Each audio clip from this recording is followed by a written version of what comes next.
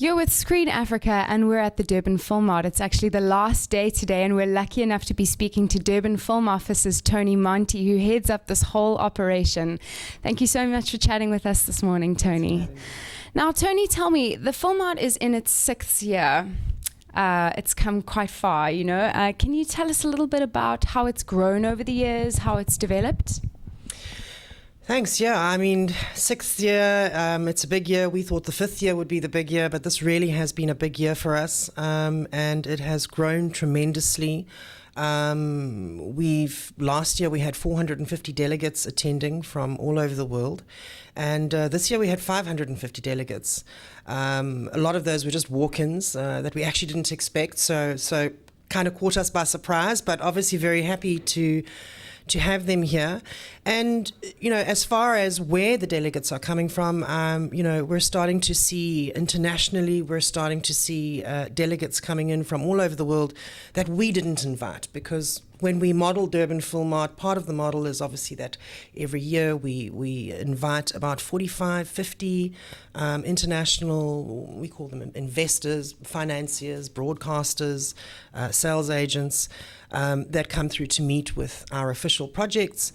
And over the last 2 years, we have seen you know, these potential investors coming in on their own, with wanting to come without actually being invited, which is just really, really fantastic. It means that Durban FilmMart is making its mark on the global, you know, on the global marketplace, that the global industry is paying attention, and they are seeing Durban FilmMart as the place to be, the place to meet African projects. I'm interested to know, do you feel like there's a renewed energy around Africa from the international community, and also with Durban? I mean, in the last year and a bit for me, I've just felt this like renewed energy around Durban as a location for filming, for tourism, all of that kind of thing. Do you feel that the world is kind of starting to take notice of Africa a little bit more? When we started Durban FilmMart, when we started developing Durban FilmMart a little over 6 years ago, you know, we did a lot of research, we did a lot of background research, and one of the key things that came up, we went to other markets and we interviewed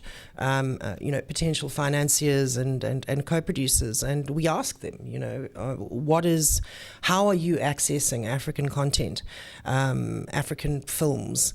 And one of the key things that came out of that is that, you know, they said to us, they find it very difficult. They find it very difficult to access this market, that there didn't seem to be really one place where they could go to and meet these filmmakers. Of course, that gave us the edge to do what we've done. But absolutely, I think it's made a huge difference. I think it's made a huge difference for South Africa. I think it's made a huge difference for Africa. And yes, as far as Durban is concerned, we've always been the little kid on the block between Joburg and Cape Town. But I think that the city of Durban has really put their muscle behind getting Durban to the top of the agenda. You know, we recently had the Mama Awards. Now we've got, you know, obviously the Durban International Film Festival in its 36th year, the Durban FilmMart in its 6th year, and in a couple of weeks' time we're going to be having the Lurie Awards in Durban. So I do think that Durban is certainly pushing its way to the front of the queue, and it is a great city. The program this year, are there any special areas of focus or main themes that you can talk about? Big focus for us. You know, we want to have a platform where African filmmakers are telling African stories. If people are going to be telling stories about Africa, it should be Africans. So there's been a big focus on that. We've also had a very big focus on presentation and pitching of projects. This is very important. It's a tough part of the business, to be able to pitch your project, but it's the most important one, because often, you know, you've got 30 seconds to get your story out there and to get somebody's attention so that they're willing to continue the conversation with you. So we've had a big focus on that.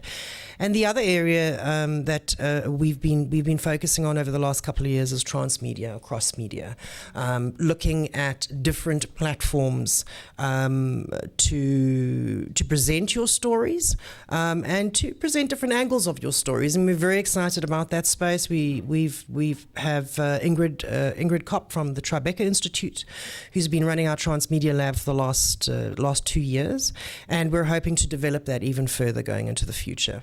I noticed, I've been to quite a few of the sessions, and I noticed that co-production is also something that comes into focus. Obviously, with your international delegates being here, that's a good opportunity to kind of foster relationships and make those connections. Why do you think it's important for South African filmmakers, producers, and people in the industry to understand co-production a little bit more than maybe what they do? Co-production is so important on so many different levels. We start at funding. Obviously is the biggest challenge facing any filmmaker, and understanding how to co-produce with other countries enables you to understand how to access funding or financing in those other countries, and creating a cross-finance business model that's going to hopefully enable you to be able to develop your project a lot faster. But there's also the idea of kind of cross-cultural engagement. We, as the Durban FilmMart, specifically are wanting to encourage that on the African continent, to really strengthen the base of African cinema, and to see African countries co-producing with one another. And also in terms of getting African stories out there. Looking at co-production with other countries off the African continent, it does provide that opportunity to open up other platforms in other countries to share these stories. One thing that I've noticed that's quite interesting and quite encouraging is that a lot of these DFM projects have come full circle and are now featuring as part of the Durban International Film Festival. Can you maybe talk about some of those projects and just explain that in terms of it being a success story? I think we've got 6 projects in the market this year, off the top of my head. Obviously, Ayanda, which was the opening night film, Boda Thieves, Shorebreak. We've had a number of projects this year. We also had a few projects that featured in the Durban International Film Festival last year. Of course, that's very heartwarming. It takes a long time to get a project from concept to greenlit to getting it into the marketplace, and we are very excited to see that some of these projects have, within the 6-year space, have actually gotten into the marketplace and are actually doing very well in the marketplace. So not only at the Durban International Film Festival, we've seen projects featuring at festivals across the world, winning awards, and of course that makes us very proud. I think that makes all of us very proud. It's so great to see the South African industry and the African industry starting to really thrive. Well, thank you so much for taking the time to talk to Screen Africa, Toni. This is the last day of Durban FilmMart, but we'll be here for Durban International Film Festival as well. This is Carly Barnes, Deputy Editor for Screen Africa magazine.